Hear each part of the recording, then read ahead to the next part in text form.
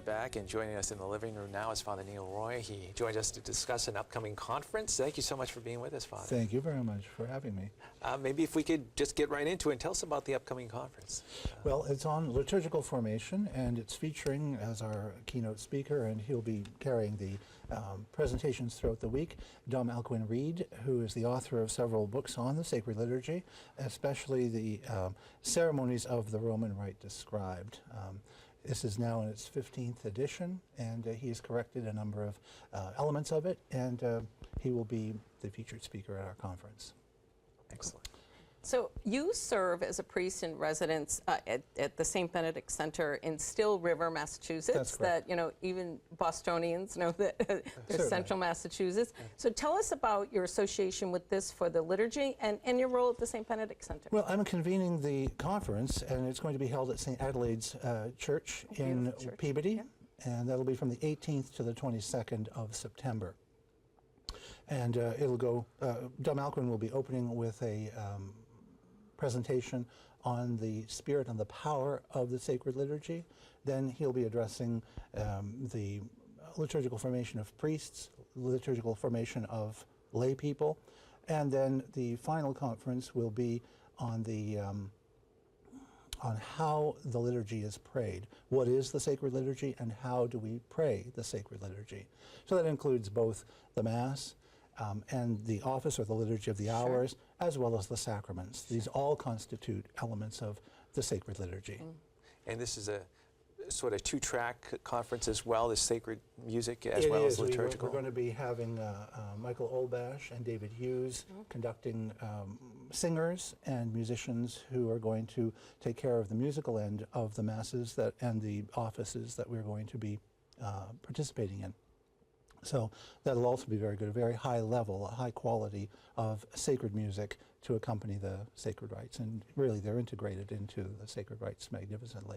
Sure. And so who should attend? Like, would anybody attend, or liturgical ministers? What would you think? Well, the way we've organized the schedule, we've tried to present in the evening lectures that would be of interest to layfolk, and then for priests who might be available during the week, the conferences will be pitched more to them, and we'll also have an opportunity to rehearse, say, a sung Mass, then a solemn Mass, and then with Bishop Joseph Perry coming from Chicago, a solemn pontifical Mass. So priests may not be so familiar with these types of Mass, types of solemnity of Mass. So this conference is an opportunity to expose priests who would like to know how to do those more complicated ceremonies, and we'll be under the astute direction of Dom Alcuin himself. Sure. Yeah, Bishop Perry's been a great friend to Catholic TV, along with Cardinal Supich, just great participants there with you. And he's very familiar with the rites himself. Sure, yeah.